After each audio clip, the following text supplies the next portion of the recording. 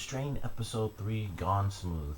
This was a pretty good episode. I thought it was definitely enjoyable, especially because of the way that it ended, which has me really excited for next week's episode because now that our main character has officially come across this strain and what it really does to people, and that it's not just these little parasites that make you really sick and that it turns you into like some insane, gross monster with a tendril that can shoot out at you. It has me excited for next week's episode. So I think we've gotten past the point where it's sort of two different storylines converging. I would say at this point they've officially converged. So I'm really excited for that. We got a little bit more on some of our other side characters, particularly the pest control guy. Still might have missed his name. Probably, I think I actually missed it in this one, but we still don't really get anything about him. We see the office he goes to. He has an interest in the woman that's there. She has an interest in him.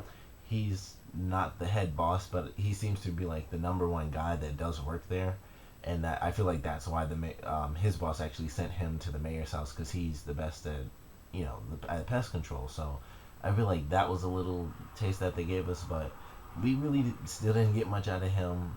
We did get to see an interesting moment, which we saw a lot of in the trailers, which was the scene where all the rats are just pouring out of the sewers, and he has that look of confusion. Like, even with what I do, I've never seen anything as crazy as this. So that was a little bit that we got out of him, and then he was just gone. That was the only scene we got out of him.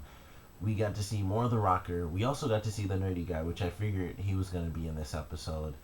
And I can't say anything really special happened with his character that I thought would happen because in the previous episode we saw three of the four people start their sort of transformation and go into this weird transformation and get gross and stuff, and they didn't show the sort of nerdy guy. And in this episode, he's the first one we see, but nothing really special comes out of what we get from him. Like, his dog barks at him a little, which might play a part later in the series where people use dogs to sense them. But all he really did was drink the blood out of the little glass bowl with the steak in it, and he was caught by his wife. So that was definitely the most interesting thing. But big things happen with all three of the people, and so now they've done it where once again they've shown three out of the four people, and the other person, the last person who we didn't get to see in this episode was the first person to show symptoms in last week's episode, and that's the female lawyer when she had blood coming out of her mouth and pouring into her drink. So we didn't see her this week, so I feel like they're probably going to switch, I guess, maybe three each week until eventually they're just all transformed. And they're all fairly close as it is. I think it's advancing separately for each character. Um, the rocker guy had a pretty gross moment, like his penis came off. That I thought that was weird. Um, so he kind of had his full transformation. He was freaking out a little. He saw that his hair was coming off. He didn't freak out too much in that scene, so I guess he was already so close to the edge. That's why he wasn't really freaking out like that. But then, like, his penis falls off and he does nothing. He flushes it down the toilet, and he's officially transformed. Like, his eyes blink sideways and stuff. So he's changed. He'll probably go nuts and kill a bunch of people at the concert. I feel like that's what we'll most likely get in next week's episode. But we have seen the complete transformation of one of the characters, and that is the one person who was actually trying to get answers, and that's the captain. And we saw him transform. He was drinking the blood and stuff. He gets defeated at the end of this episode, but we had to see some pretty cool moments, like an interesting action scene. So basically, the three main people who are with the CDC who were working on this case, they've seen what happened. Of course, I believe his name is Jim. He already knew what was happening. He was still in league with them because he found out that they could help his wife get this special treatment that she needed for cancer. So he decided to keep working with them, and that saved his life, because if he hadn't done that and he did exactly what he did in this episode, he would have been killed by that guy. But it's sort of, apparently it's sort of a hive mind type of thing, or maybe they all work off of the main leader, the demon that we really haven't gotten to see much of. So maybe that's how it goes. But basically, the name was called out in the guy's head, and it was like Jim, and it was like, okay, I can't kill this guy because he works for us, and we're still helping him out too. So He just threw him, across the table and knocked him out basically. But he didn't kill him, so that was interesting to see because it just kind of went full circle. Like him trying to protect his wife ultimately saved his own life in the end of this episode. But fortunately, no one died. I really thought the woman was going to end up getting killed because I didn't think Dr. Goodweather, because I finally remember his name now. I didn't think he was actually going to get to the basement in time. I thought she was actually going to get killed, especially when Jim got knocked out, because he tried to help her despite the fact that he knew that he'd be going up against the people he's working with, or working for, really. But once he got knocked out and it was just her, I really thought that she was going to be killed off. But fortunately, she got saved in the end. Um, Interesting ending. Also, a really good beginning, actually. It skipped right over that, but I enjoyed the beginning. We got to see um, sort of the embodiment of the entire villain side, I guess, of this series. We got to see him go through his daily transformation when he wakes up in the morning. He looks like all the creatures do, or all the characters do when they transform into the creatures. But he's a lot more. Clearly he's a lot more conscious of what he is and stuff. So I don't know if that comes with choosing to become one of these creatures, or if it's just a simple thing that over time you realize what you are and you're able to, I guess, mentally recreate your brain so you know what you're doing again. But he had some scars and stuff, like his neck was kind of split open. He didn't have a nose, which I could kind of guess was from him fighting the old guy when they tried to release the strain before. But yeah, he had a huge scar on his neck. I was wondering when I first saw it if it was gonna go to the other half of his face and it was just gonna be gone.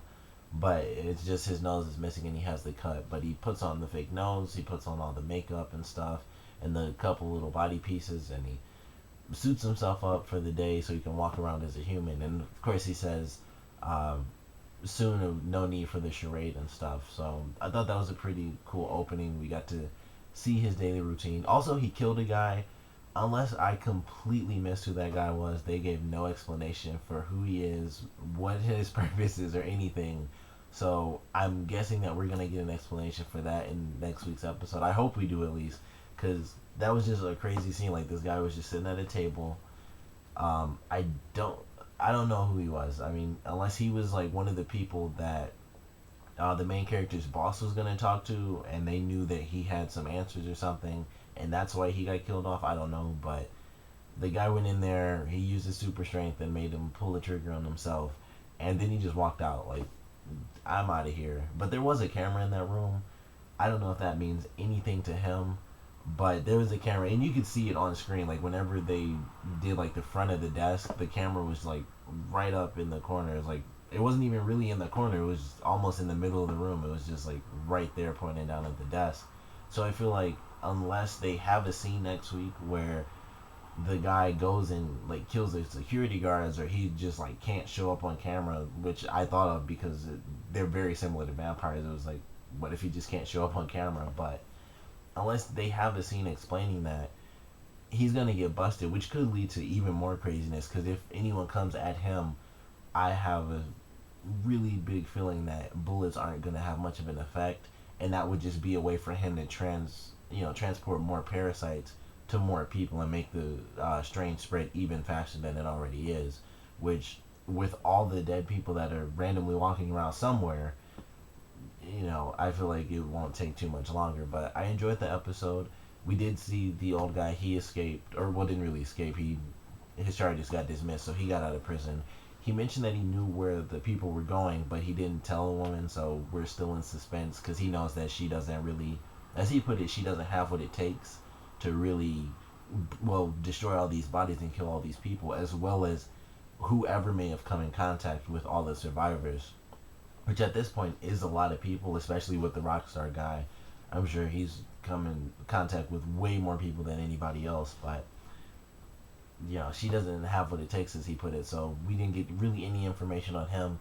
He has the manifest for the airplane though, so he's gonna go out and start taking people out one by one. We'll have to see how that goes.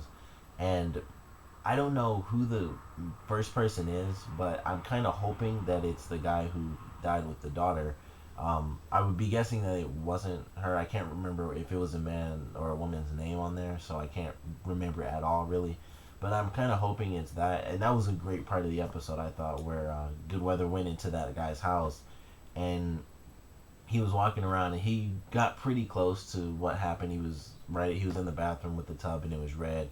He saw the hair, but he got the call about the captain, so he took off. And it was just a good moment. It was a really creepy moment. So I enjoyed that. It was like this house is just even with two living people in it. It was a pretty big house. I noticed that it even had a third level to that house, so I thought that was pretty cool. It was just like he missed a lot of stuff, but once he left out, the little girl was in the other bathroom, and you could see her skin had changed. She hadn't lost all of her hair, but she was losing a bunch of it too. So she's gonna be walking around, and someone will probably pick her up, and she'll eat them too. I don't know, but she got rid of her dad's body, so he's somewhere. I don't know if people transform. That's what I initially thought, but maybe it just takes time, and that's why he hadn't done that, because the people that died on the plane, it took them a full day to wake up too. So it kind of makes perfect sense that he wouldn't already be up and walking around. But I'm excited for next week's episode.